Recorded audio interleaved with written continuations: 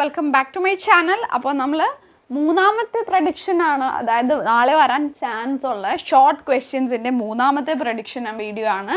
മുന്നത്തെ രണ്ടെണ്ണം കാണാത്തവരുണ്ടെന്നുണ്ടെങ്കിൽ താഴെ ലിങ്ക് ഉണ്ട്, ഡിസ്ക്രിപ്ഷനിൽ ചെക്ക് ചെയ്യാം. അതുപോലെ തന്നെ എന്ത് ചെയ്യുക, നോക്കിയിരിക്കാതെ പെട്ടെന്ന് വീഡിയോ ലൈക്ക് ചെയ്തേ, വേഗം ലൈക്ക് ചെയ്തേ. എന്നിട്ട് വേണം ഒരു കാര്യം പറയാൻ, നമ്മൾ 3-ലധികം വീഡിയോസ് ഒരു ദിവസം അപ്ലോഡ് ചെയ്യുന്നുണ്ട്. അപ്പോൾ 3 വീഡിയോസിനാണ് നോട്ടിഫിക്കേഷൻ വരുള്ളൂ. അപ്പോൾ നിങ്ങൾക്ക് നോട്ടിഫിക്കേഷൻ മിസ്സാകാതെ, അത് വീഡിയോസ് മിസ്സാകാതിരിക്കാൻ വേണ്ടിയിട്ട് വീഡിയോസ് കാണുമ്പോൾ ലൈക്ക് ചെയ്യാം. അപ്പോൾ നിങ്ങൾക്ക് റെക്കമെൻഡേഷൻ വരും നമ്മുടെ പുതിയ വീഡിയോസ്. പിന്നെ അതേപോലെ തന്നെ ഇടയ്ക്കിടയ്ക്ക് നമ്മുടെ ചാനൽ പേജ് എടുത്ത് നോക്കാം പുതിയ വീഡിയോ വന്നിട്ടുണ്ടോ എന്നുള്ളത്. കാരണം 3 നിങ്ങൾക്ക് നോട്ടിഫിക്കേഷൻ വരുള്ളൂ കേട്ടോ. സോ ഷോർട്ട് ക്വസ്റ്റ്യൻ ആയിട്ട് വരാൻ ചാൻസ് ഉള്ള ഒരു 4 മാർക്കിന് വരാൻ സാധ്യതയുള്ള ഒരു ചോദ്യമാണ്, explain any 4 features of coordination. കോർഡിനേഷൻ്റെ ഏതെങ്കിലും 4 ഫീച്ചേഴ്സ്. ഫസ്റ്റത്തേതാണ് ഇൻ്റഗ്രേഷൻ. കോർഡിനേഷൻ എന്ന് പറഞ്ഞാൽ എന്താണ്? കോർഡിനേഷൻ എന്ന് പറഞ്ഞിട്ടുണ്ടെന്നുണ്ടെങ്കിൽ ഒരു വർക്ക് നല്ല എഫക്റ്റീവായിട്ട് കംപ്ലീറ്റ് ചെയ്യുന്നതിന് വേണ്ടിയിട്ട് ഒരു സ്ഥാപനത്തിൽ ഒരുപാട് ആക്ടിവിറ്റീസ് നടക്കുന്നുണ്ടാകും അല്ലേ. അപ്പോൾ അതെല്ലാം എന്ത് ചെയ്യുക, അതെല്ലാം ഒന്നിപ്പിക്കുക എന്നുള്ളതാണ് ഇൻ്റഗ്രേഷൻ. ഒന്നിപ്പിക്കുക എന്നുള്ളതാണ് അതിൻ്റെ ഒരു പ്രത്യേകത.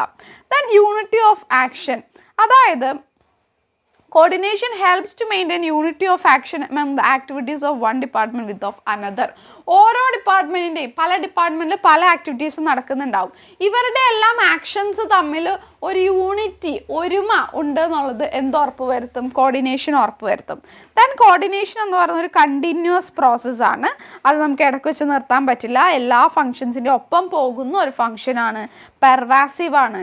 എല്ലാ മാനേജ്മെൻറ്റ് ലെവൽസിലും എല്ലാ ഡിപ്പാർട്ട്മെൻറ്റിലും എല്ലാ സ്ഥലത്തും എന്ത് ആവശ്യമുണ്ട്? നമുക്ക് കോർഡിനേഷൻ ആവശ്യമുണ്ട്. ഓക്കെ, രണ്ടാമത്തെ ക്വസ്റ്റ്യൻ ആണ്, profit is one of the organisational objectives of management, right other 2 organisational objective. Management ഒബ്ജക്റ്റീവിൽ ഒന്നാണ് ഓർഗനൈസേഷണൽ ഒബ്ജക്റ്റീവ്. ആ ഓർഗനൈസേഷണൽ ഒബ്ജക്റ്റീവിൽ ഒന്നാണ് എന്താ? പ്രോഫിറ്റ് എന്ന് പറയുന്നത്. ബാക്കി ഉള്ളത് ഏതൊക്കെയാണ്? Profit, survival, growth. Okay, then what do you mean by organizational structure? Organizational structure എന്ന് പറഞ്ഞിട്ടുണ്ടെന്നുണ്ടെങ്കിൽ is the established pattern of relationship among various parts of the enterprise. ഒരു സ്ഥാപനത്തിലെ എല്ലാ പാർട്ട്, അതായത് ടോപ്പ്, മിഡിൽ, ലോ, എല്ലാ പാർട്ടിലേക്കും എങ്ങനെയാണ് ഓരോരുത്തർ കണക്റ്റ് ആയിരിക്കുന്നത്? കണ്ടോ, കണക്റ്റ് ആയിട്ടിരിക്കുന്നത് എങ്ങനെയാണ്? ആ ഒരു സ്ട്രക്ചറാണ് ഓർഗനൈസേഷണൽ സ്ട്രക്ചർ.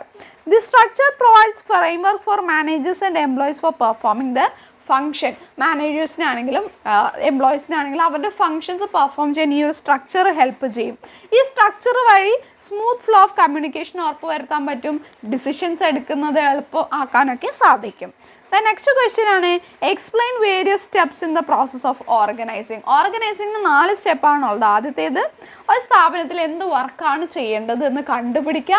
ദെൻ ആ കണ്ടുപിടിച്ചതിന് ശേഷം വർക്കിന് ചെറിയ ചെറിയ ജോബുകളാക്കി തരം തിരിച്ചിട്ട് ആളുകൾക്ക് അസൈൻ ചെയ്ത് കൊടുക്കുക. രണ്ടാമത്തേതാണ് ഡിപ്പാർട്ട്മെൻ്റലൈസേഷൻ. നമ്മൾ പല പല വർക്കുകളാക്കി തരം തിരിച്ചതിൽ ഒരേപോലെയുള്ളത് സിമിലർ ആക്ടിവിറ്റീസിനെ ഗ്രൂപ്പ് ചെയ്യുക. അതിനെയാണ് ഡിപ്പാർട്ട്മെൻ്റലൈസേഷൻ എന്ന് പറയുന്നത്. അതിനുശേഷം അങ്ങനെ നമ്മൾ ഓരോ ഡിപ്പാർട്ട്മെൻറ്റ് തിരിച്ചു. ആ ഡിപ്പാർട്ട്മെൻറ്റിലേക്ക് വേണ്ട എംപ്ലോയീസിനെ അതിലേക്ക് പ്ലേസ് ചെയ്യുക. അവർക്ക് വേണ്ട ജോലി, അവരെന്തൊക്കെ ഡ്യൂട്ടീസ് ചെയ്യേണ്ടതെന്നുള്ളത് അവർക്ക് അസൈൻ ചെയ്ത് കൊടുക്കുക, അവരുടെ സ്കില്ലും നോളജൊക്കെ വെച്ചിട്ട്. ദെൻ ലാസ്റ്റ് റിപ്പോർട്ടിംഗ് റിലേഷൻഷിപ്പ് സ്ഥാപിക്കുക. എസ്റ്റാബ്ലിഷിംഗ് റിപ്പോർട്ടിംഗ് റിലേഷൻഷിപ്പ്, അതായത് ഓരോരുത്തരുടെ സുപ്പീരിയർ ആരാണ്, ഓരോ സബോർഡിനേറ്റും സുപ്പീരിയർ ആരാണ്, ആരോടാണ് ആൻസറബിൾ ആയിട്ടുള്ളത് എന്നുള്ളതെല്ലാം നേരത്തെ സെറ്റ് ചെയ്ത് വച്ചിട്ടുണ്ടാവും. അത് എസ്റ്റാബ്ലിഷ് ചെയ്യുക എന്നുള്ളതാണ് 4ാമത്തെ സ്റ്റെപ്പ്. ഓക്കെ, ദെൻ 5ാമത്തെ ചോദ്യമാണ്, ക്ലാസിഫൈ ദ ഫോളോയിങ് പേഴ്സണൽ എന്ന് പറയുന്ന എംപ്ലോയീസിനെ under suitable level of management. Okay, production manager ഓരോ ലെവൽസ് ഓഫ് മാനേജ്മെന്റിൽ മിഡിൽ ലെവൽ മാനേജ്മെന്റിൽ വരുന്നതാണ്. അതായത് ഡിപ്പാർട്ട്മെന്റ് ഹെഡ് എന്ന് പറയുന്നത് മിഡിൽ ലെവലിലാണ് വരുന്നത് കേട്ടോ. മാനേജിംഗ് ഡയറക്ടറിൽ ഏതിൽ വരും? ടോപ്പിൽ വരും. മാർക്കറ്റിംഗ് മാനേജർ മിഡിലാണ് വരുന്നത്. സൂപ്പർവൈസർ ഏതിൽ വരും? Lower level. CEO top management വരും. ഫിനാൻസ് മാനേജർ മിഡിൽ ലെവലിൽ വരും. ഫോർമൻ ലോവർ ലെവലിൽ വരും. സെയിൽസ് മാനേജർ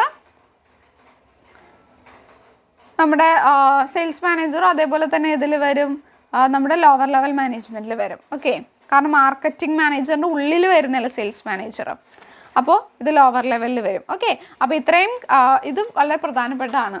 അത് പഠിക്കണം കേട്ടോ. ദെൻ അടുത്ത question, what is meant by span of control? Span of control, span of management എന്നൊക്കെ പറഞ്ഞ ഒരേ കാര്യമാണ്.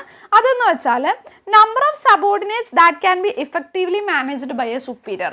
ഒരു സുപ്പീരിയർക്ക് വളരെ ഇഫക്റ്റീവ്ലി മാനേജ് ചെയ്യാൻ പറ്റുന്ന സബോർഡിനേറ്റ്സിൻ്റെ എണ്ണം, അതാണ് സ്പാൻ ഓഫ് മാനേജ്. ഇപ്പം നിങ്ങളുടെ സ്കൂളിലൊക്കെ ആണെങ്കിൽ ക്ലാസ്സിൽ മാക്സിമം ഒരു 60 കുട്ടികളൊക്കെ കാണും അല്ലേ? ഒരു ടീച്ചർക്ക് അത്രയും പേരെയാണ് എഫക്റ്റീവായിട്ട് മാനേജ് ചെയ്യാൻ പറ്റുള്ളൂ. അതേ കൺസെപ്റ്റ് അവിടെ വരുന്നത്. Then next question, draw A diagram depicting functional structure. Functional structure നോക്കി മാനേജിംഗ് ഡയറക്ടറിൻ്റെ കീഴിൽ അതാത് ഫങ്ഷൻ, ഫിനാൻസ്, മാർക്കറ്റിംഗ്, പ്രൊഡക്ഷൻ, ഇനി ഇവിടെ human resource, research and development, അങ്ങനെ ഓരോരോ ഫങ്ഷൻസ് വരും. ആ ഫങ്ഷൻ്റെ ഉള്ളിൽ അതുമായി ബന്ധപ്പെട്ട കാര്യങ്ങൾ, ഇപ്പോൾ മാർക്കറ്റിങ്ങിൻ്റെ ഉള്ളിലാണെങ്കിൽ അഡ്വർടൈസ്മെൻറ്റ്, സെയിൽസ്, കസ്റ്റമർ സർവീസ്, അങ്ങനെയുള്ള കാര്യങ്ങൾ വരും. ഓക്കെ, സെയിൽസ് ഇവിടെ വരുന്നത് അല്ലേ? ഓക്കെ, അപ്പോൾ അതൊന്ന് ശ്രദ്ധിക്കണേ. ദെൻ പ്രൊഡക്ഷൻ്റെ കീഴിലാണെങ്കിൽ പ്രൊഡക്ഷനുമായി ബന്ധപ്പെട്ട കാര്യങ്ങൾ, ഫിനാൻസിൻ്റെ കീഴിൽ ഫിനാൻസിങ്ങുമായി ബന്ധപ്പെട്ട കാര്യങ്ങൾ വരും. അപ്പോൾ അതാണ് ഫങ്ഷണൽ സ്ട്രക്ചറിൻ്റെ ഒരു ഫിഗർ. ഇതിൽ നിങ്ങൾ ആളുകളെ ഒന്നും വരയ്ക്കണ്ട, ഈ പേരുകൾ എഴുതി വെച്ചാൽ മതി. ഓക്കെ, അപ്പോൾ വീഡിയോ ഹെൽപ്ഫുൾ ആയിട്ടുണ്ടാവുമെന്ന് വിചാരിക്കുന്നു. ഹെൽപ്ഫുൾ ആയെങ്കിൽ വീഡിയോ ലൈക്ക് ചെയ്യുക, തീർച്ചയായിട്ടും ലൈക്ക് ചെയ്യുക. അതുപോലെ തന്നെ ഫ്രണ്ട്സിന് ഷെയർ ചെയ്യുക. താങ്ക്